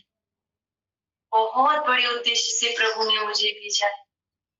मेरा उद्देश्य सिर्फ खाना पीना सोना मात्र नहीं है। बहुत बड़े उद्देश्य से प्रभु ने मुझे भेजा है। मनुष्य जीवन पुण्य कर्म से मिला है, तो मैं उसको क्यों ना करूं, क्यों ना उस लक्ष्य को प्राप्त करूं, क्यों ना उस ईश्वर को प्राप्त। ध्यान की सार्थकता के लिए यम और नियम का अभ्यास बहुत आवश्यक है। जब तक हम अपने यम और नियम को नहीं साधेंगे, हम ध्यान को सार्थक नहीं कर सकते। एक के साधे सब सदे, सब साधे सब जाने। यम का पहला नियम सत्य है। मैंने यदि सत्य को साध लिया, जीवन में सिर्फ सत्य को साध लिया, तो मेरा सब स्वयं ही सच जाएगा। बहुत ही गहरा भाव है इस बात का, समझने का प्रयास करें। हम भजन की कुछ लाइनों के साथ मैं लाइन गाऊंगी, आप उसको अपने अंदर डूबते जाएंगे और उसको महसूस करते जाएंगे कि सच में जब मैं कहीं भी बहुत भटक जाऊं तो सिर्फ एक ओम ही सहारा है। कोई सहारा नहीं है हमारा प्रभु के अलावा। तो भजन की कुछ लाइनों के साथ हम अपने अंदर और खोते जाएंगे, ढूंढते जाएंगे, अपने अंदर ओम नाम के दिए को जलाएंगे। मन के गहरे अंधियारे में ओम का नाम दिए जैसा, मन के गहरे अंधियारे में ओम का नाम दिए जैसा, ओम का नाम दिए जैसा।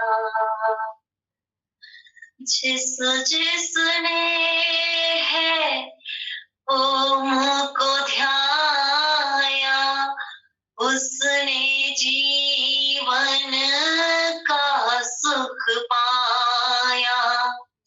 जिसने है ओम को ध्याया, उसने जीवन का सुख सुख पाया, सांसों के बहते धारे में ओम का नाम दिए जैसा,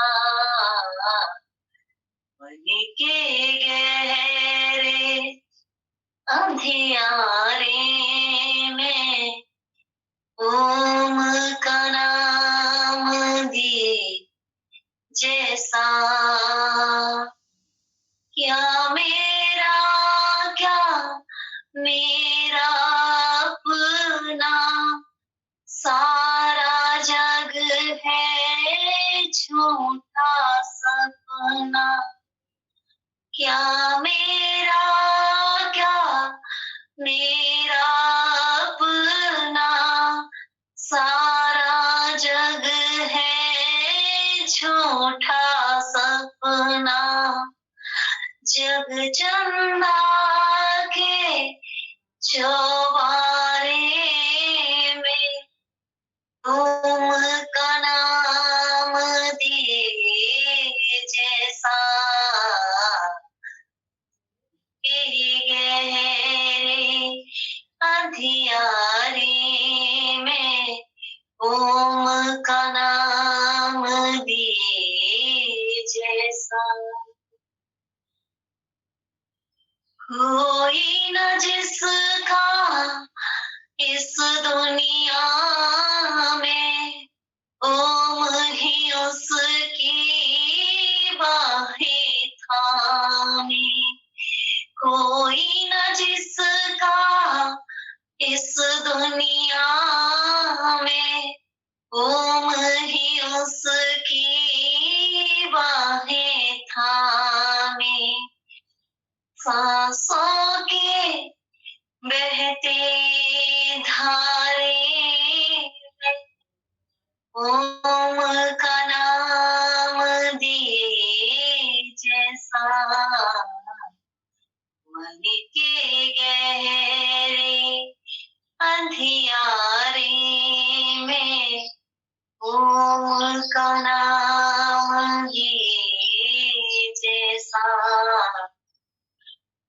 ओम का नाम दिए जैसा।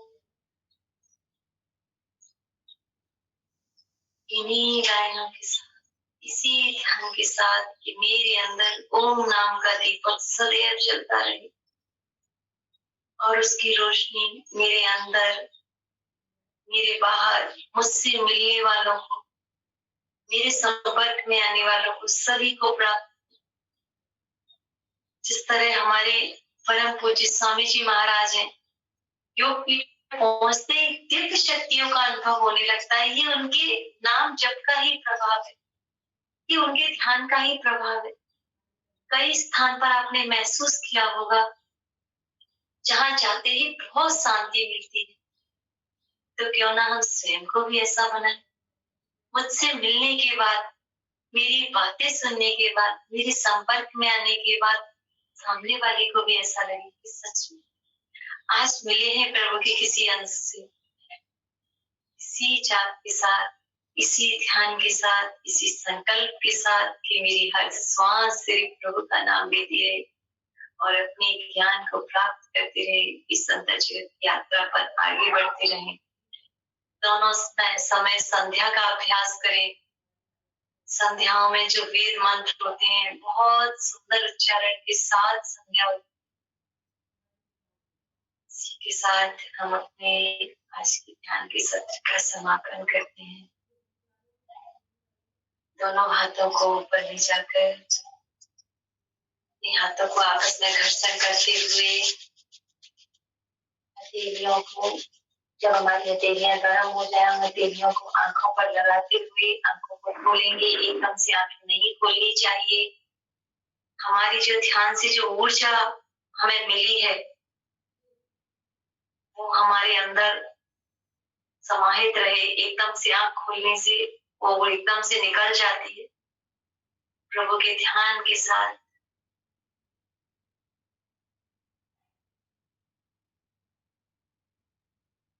सभी को ओम सभी को मेरा प्रणाम।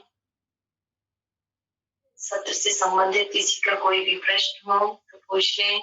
आदरणीय दीदी जी को मैं आगे मंच और माइक सौंपती हूँ, जिनके मार्गदर्शन में आज का ये सत्र रहा। शांति पाठ कराइए पहले।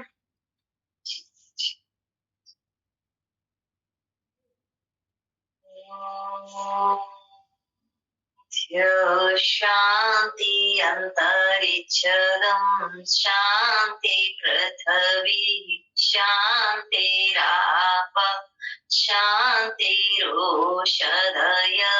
शांति वनस्पतय शांति विश्वे देवाः शांति ब्रह्म शांति सर्वगम शांति शांतिरेव शांति सामा शांतिरेधि।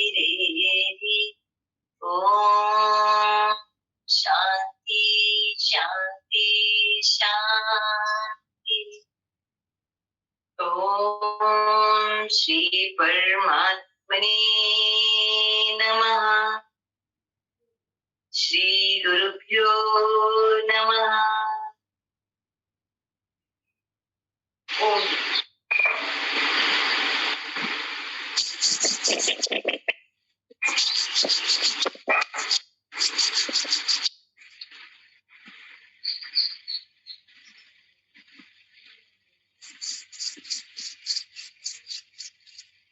बहुत ही सुंदर सत्र, और सब मुझे लगता है अपनी ऊर्जा को समेटा होगा, सबने वहां तक पहुंचे होंगे।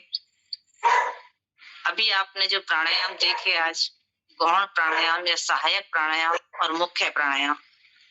मुख्य प्राणायाम हम प्रतिदिन इसलिए रोज कराते हैं कि हमारा श्रद्धेय स्वामी जी ने इन्हें रोग निवारण की श्रेणी में रखा है।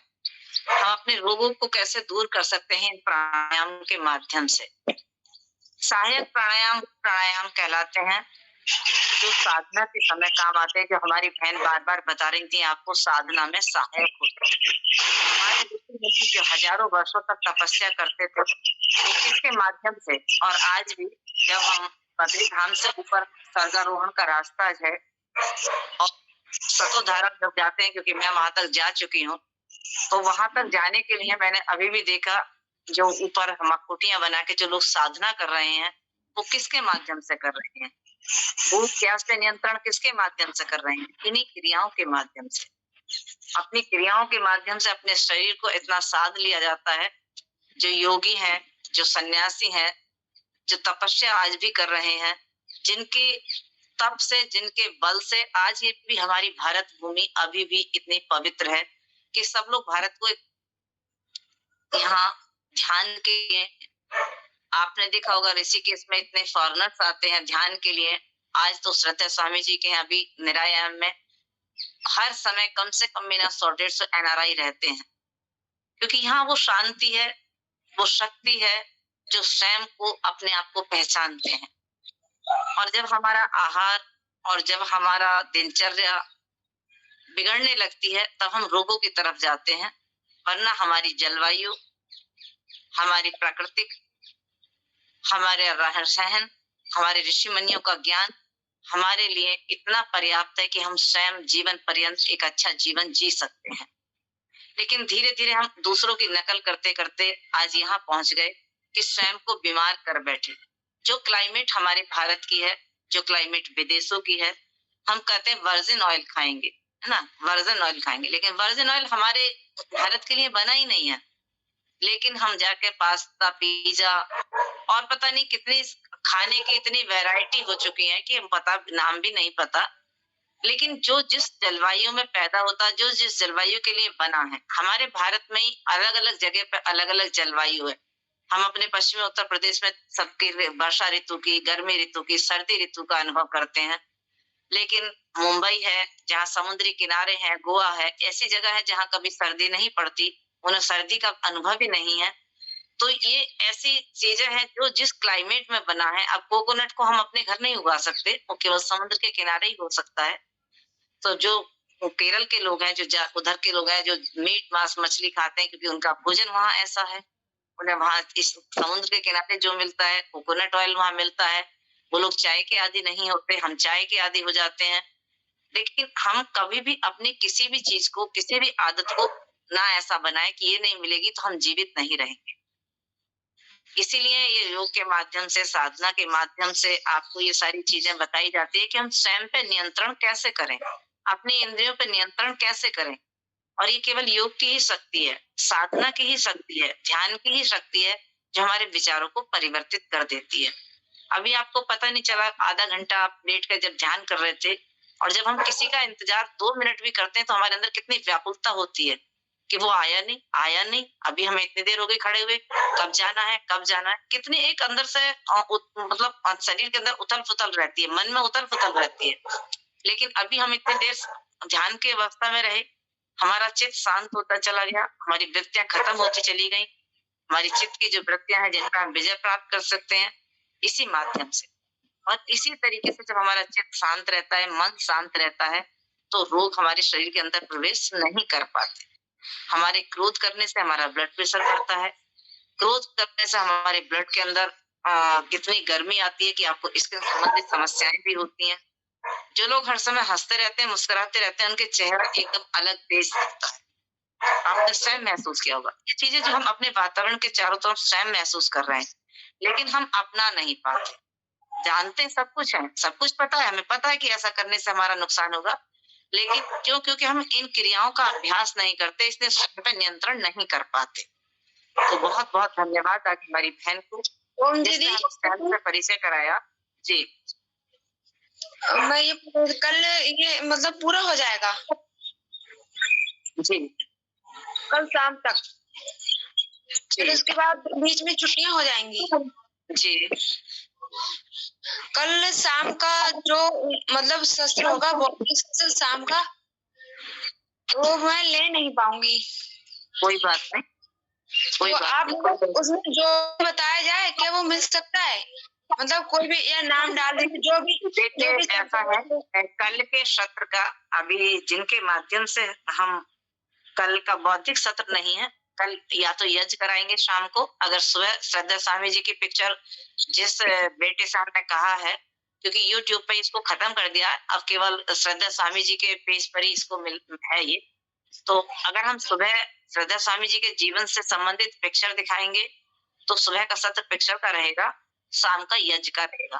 क्योंकि हमारे इस सत्र में 25 दिवसीय शिविर में ध्यान, यज्ञ, योग सब कुछ है। इसमें हम यज्ञ भी हमारे जीवन का एक बहुत बड़ा हिस्सा है। हम यज्ञ करके अपने घर के वातावरण को, अपने जलवायु को, अपनी बीमारियों को हम यज्ञ के माध्यम से भी ठीक करते हैं। आप सबसे मैं ये अनुरोध करूंगी कि कभी अपने जीवन में आप एक बार योग ग्राम अवश्य जाएं। आपको स्वयं वहां जाने के बाद अपने जीवन के बारे में, हम बीमार होकर जाएं क्या जरूरत है, हम उससे पहले जाएं ना, बीमारी ना हो अपने लाइफ में कभी।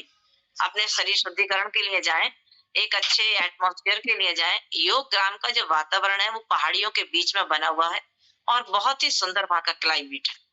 जाने के बाद एक अलग सा ओरा हमारे चारों तरफ रहता है, एक अलग सी अनुभूति हमें होती है वहां जाने के बाद।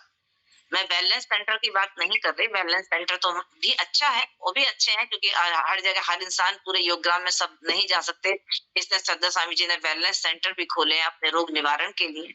लेकिन योग ग्राम भी सबसे प्राचीन है और बहुत ही अच्छी जगह बना हुआ है। तो अगर आप दीदी मैं जा चुकी हूँ योग ग्राम जी, बहुत अच्छा दीदी, मैं जा चुकी हूँ 10 दिन के लिए योग ग्राम, बहुत अच्छा लगा, बहुत अच्छा लगा जी जी। आपको तो खुद इस चीज का अनुभव होगा कैसा वहाँ है। जी जी बहुत अच्छा। श्रद्धा स्वामी जी ने पहले दीदी अपने माइक म्यूट करिए पहले, 1 मिनट मेरी बात सुन लीजिए, अपने माइक म्यूट करिए। हाँ दीदी मेरा एक क्वेश्चन है, मुझसे एक क्वेश्चन किया कि प्रणव क्या है जी। तो मैंने उनको बताया, एक तो ये है कि ध्यान मुद्रा में आप बैठे और उसमें दृष्टा बनकर अपनी जो श्वासें हैं दीर्घ और सूक्ष्म श्वासों को मतलब पूरा ध्यान लगाकर मतलब आप छोड़ें और लें, ये प्रणव है। तो वो बोले कि ये संतुष्टि नहीं मिल रही, तो मैं कहा मैं आपसे क्वेश्चन करूंगी कि ये प्रणव क्या है, थोड़ा एक्सप्लेन कर दीजिए आप।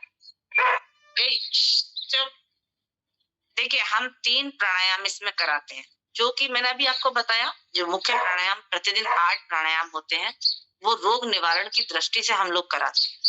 श्रद्धा स्वामी जी ने जो पैकेज बनाया, हमने, हमारा कुछ नहीं है, हम तो अपने गुरु के माध्यम से जो सीखे हैं, तो उन्होंने ओम की ध्वनि, अगर कितना भी कोई इंसान, आपने देखा होगा कि अधिक बीमार होने के बावजूद भी जब केवल लेटे लेटे हम ओम का उच्चारण करते हैं तो हमारे 3 चक्र जागृत होते हैं। ओम, ओ का मतलब होता है ब्रह्मा, जिसने सृष्टि की रचना की है।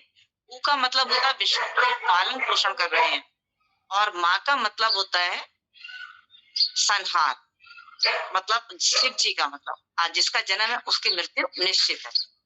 तो इन 3 चक्रों पे हमारा ध्यान जाता है। नाभि से हम सांस को भरते हुए अपने कंठ तक लाते हैं, तो नाभि से और हृदय तक लाते हैं, ये वाइब्रेशन, हृदय से कंठ तक की वाइब्रेशन अंदर होती है, और कंठ से हमारे सर तक है।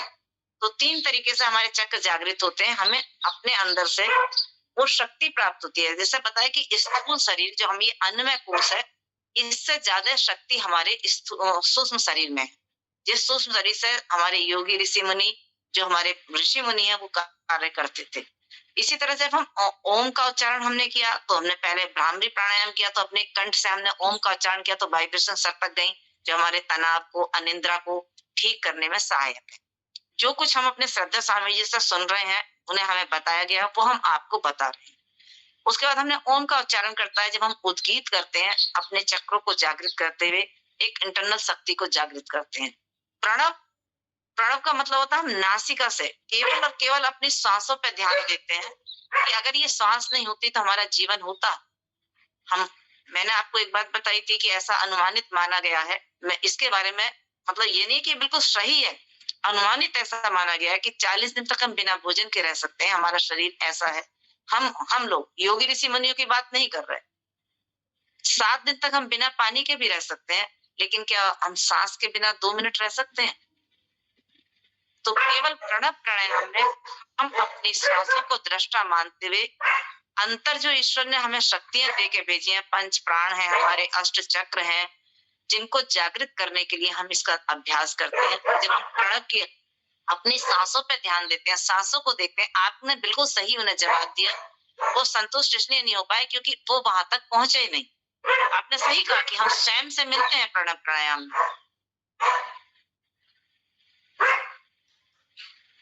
यानी ये सही आंसर है कि दृष्टा बनकर अपनी सांसों की। जी जी, एक सेकंड, मैं भी एक सेकंड।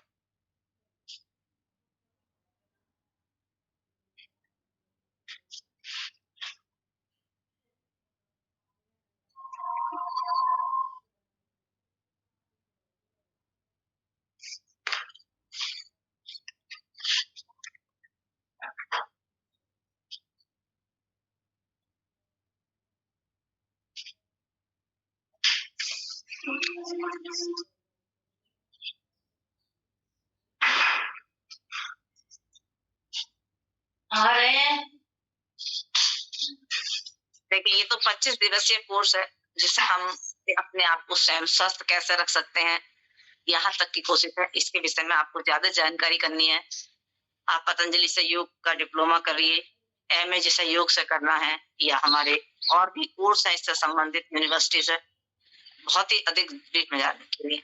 लेकिन हम तो इस तरीके से ये सेवाएं के रूप में इस कार्यक्रम को चला रहे हैं कि जो जन साधारण कुछ भी नहीं जान रहे, परेशान है, बीमार है, उन्हें कुछ तो समझ में आएगा, कुछ तो अपने आप को। अभी आप लोग बताइए, आपने इतने दिन हमारे साथ जुड़े हुए थे, आपको कैसा महसूस हुआ इस समय? बहुत ही अच्छा, बहुत सुंदर, और कुछ नई चीजें जानने को मिली दीदी। और बोलने की जो वर्डिंग है ना, मैं पर्सनली बता रही हूँ कि बहुत ज्यादा इम्प्रूव हुआ है।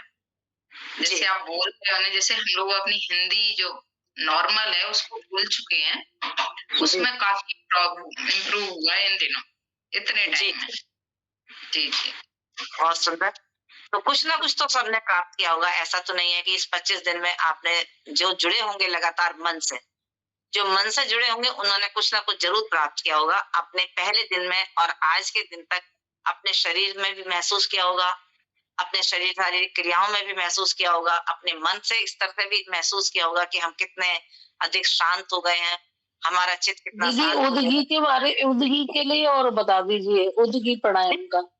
जी, उदगी प्राणायाम का और बता दीजिए। प्राणायाम ओम का उच्चारण, आ उ मा, 3 तरीके से हम अपने ओम का उच्चारण करते हैं, जो नाभि से लेके कंठ तक अपने वाइब्रेशन को करते हैं, जिसे उद्गीत प्राणायाम करते हैं, जिसे हम ओम का उच्चारण करते हैं। एक बार हम जब भ्रामरी में ओम का उच्चारण अपने कंठ से करते हैं, उद्गीत में नाभि से लेके कंठ तक आता है, और प्रणव में हम नासिका के माध्यम से केवल ओम का उच्चारण करते हैं, लेकिन उसमें ध्वनि नहीं होती। आपके नासिका के आगे तिनका भी हो तो वो भी हिलने ना पाए। इतनी गहरी लंबी सांस, केवल स्वयं अपनी सांसों पे ध्यान देते हैं कि ये सांस ही जो हमारे जीवित होने का प्रमाण है। इस ब्रह्मांड में हम जो भी कुछ क्रियाएं कर रहे हैं, इस वायु के, प्राण वायु के माध्यम से ही है। जिस दिन ये प्राण वायु निकल जाती है, उस दिन हमें सब कह दिया जाता है। तो ये सारी चीजें अपने को समझना, स्वयं को समझना, स्वयं के इंद्रियों पर विजय प्राप्त करना, अपने चित्त की वृत्तियों को दूर करने के लिए ये, इसीलिए रोज प्रतिदिन इन 3 क्रियाओं का अभ्यास कराते हैं। बहुत बहुत धन्यवाद हमारे बहन ज्योति जी का। दीदी बहुत ही अच्छा सिखाया दीदी, आपने इतना बढ़िया सिखाया। आपने बहुत ही, सभी ने बहुत अच्छा बताया, मतलब पूरे 25 दिन इतना अच्छा लग रहा है कि अच्छे से जुड़े होंगे, जिन्होंने सीखने का, जिनके अंदर लालसा होगी, उन्होंने बहुत कुछ सीखा भी होगा यहाँ से। और जो क्रियाएं आप पहले कह रहे थे कि हम भी योग कक्षाएं चला रहे हैं, हम भी योग कर रहे हैं, उनके लिए भी कुछ ना कुछ तो उन्हें यहाँ से प्राप्त हुआ होगा। क्योंकि कई लोग ऐसे कैंडिडेट थे जिन्होंने केवल कि हमें केवल सर्टिफिकेट आप दे दीजिए, हमारी योग कक्षाएं तो चल रही हैं। वो ठीक है, बहुत कुछ अपने माध्यम से जैसा वो सिखा रहे होंगे, मैं ये नहीं किसी के ऊपर कुछ भी कह रही, लेकिन यहाँ सीखने के बाद आपको कुछ तो नया मिला होगा। चलिए अपने सत्र को यहीं विराम देते हैं, शाम को फिर मिलेंगे, अपनी संस्था के बारे में जानकारी हासिल करेंगे कि हम जिस संगठन से जुड़े हैं उसका कार्य क्या है, उसका क्या क्षेत्र है। तो पुनः मैं अपनी बहन ज्योति जी को बहुत धन्यवाद देती हूँ, जिन्होंने बहुत ही सुंदर आज का सत्र कराया, हम सबको अपने आप से परिचय कराया कि हम हैं कौन, क्यों हमारा जन्म हुआ है, इस धरती पे हम आने के बाद क्या कर रहे हैं। वैसे ये सत्र में हमने कल भी गीता में सुना था, और सभी के लिए बहुत बहुत धन्यवाद। आप सबने बहुत धैर्य से सुना। हमारा प्रयास यही है कि हम जो कुछ हमें श्रद्धा स्वामी जी से सीखने को मिला है, मैंने आपको एक बात बताई, सर्वज्ञ केवल ईश्वर है, हम तो सब सीखने वाले हैं। तो हमारी पूरी जिंदगी सीखने के लिए है। किसी से भी, हम बच्चे से भी सीख सकते हैं, बूढ़ों से भी सीख सकते हैं, किसी से भी सीख सकते हैं, कोई भी। दीदी हम आगे आपसे कैसे जुड़े रहेंगे? दीदी हम आगे आपसे जुड़े तो कैसे जुड़े? आप किस जनपद से हैं? मैं आगरा। आगरा से। आपने ये प्रशिक्षण शिविर लिया है क्या, या आप किसी के माध्यम से जुड़ी हैं? माध्यम से जुड़े हैं, वो बघेल है, सुशीला बघेल, जो शशि बघेल आगरा में ना। तो कोई लिंक भेजता था, आपने प्रशिक्षण के लिए नहीं है, क्योंकि आपका नाम प्रशिक्षण लिस्ट में नहीं है। मेरा है, सीमा सिंह है। अच्छा, सीमा सिंह। अच्छा, आपने फॉर्म भरा था ना? जी जी, फॉर्म भरा है, फीस जमा की। आगरा में बहुत सारी क्लासेस चलती हैं। ओके। आगरा में विनीता दीदी आगरा से ही है, इस ग्रुप पे उनका नंबर है। सुशीला बघेल वहाँ के जिला प्रभारी हैं, इस ग्रुप पे उनका नंबर है। आप अपने योग कक्षाओं के वहाँ जुड़िए। विशाखा जी जिन्होंने योग सत्र कराया था बात पित्त कप पे, वो भी आगरा से ही है। कल्पना सिंह है, दीप्ति वर्मा है, बहुत लोग हैं, इतनी अच्छी क्लासेस चलती है आगरा। तो आप उनकी क्लासों में जाइए, पहले आप 2-3 महीने प्रैक्टिस करिए, उसके बाद अपनी योग कक्षा लगाइए अपने क्षेत्र में। आप संगठन से भी जुड़िए, आप संगठन से भी जुड़िए। विनीता दीदी को कहिए, वो आपके ग्रुप पे जोड़ देंगे, आपको आगरा के ग्रुप पे जोड़ेंगे। तो जो एक्टिविटीज वहाँ होती रहती है, जो भी कार्यक्रम होते रहते हैं, उनको आप ज्वाइन करिए। ओम दी। जी बताइए। हाँ जी, ये अमृतसर में कहाँ आपकी चलती है? अमृतसर में पंजाब की, मैं अभी बड़ी दीदी से पंजाब की राज्य प्रभारी दीदी का नंबर लेके, मुझे उनका नाम ध्यान नहीं आ रहा है। एक तो मधु मैम है, एक तो आप ना ऐसा कर सकते हैं, वैसे अभी बड़ी दीदी का नंबर, अभी जो हरिद्वार में दीदी का नंबर नहीं मिल रहा, जिस दिन आपका एग्जाम होगा उस दिन बड़ी दीदी से अपने पंजाब की राज्य प्रभारी जो है उनका नंबर हम आपको दे देंगे। आप फोन करके उनसे अपने हर जिले में जो भी कक्षाएं होती हैं वो पूरा आपको बता देंगी। या आप अपने पतंजलि मेगा स्टोर कोई आपके आसपास हो, जिस भी जिले में आप रह रहे हैं वहाँ के मेगा स्टोर पे जाइए और वहाँ से बताइए कि यहाँ की जिला प्रभारी कौन है, उन्हें भी जानकारी होती है, उन्हें भी जानकारी होती है।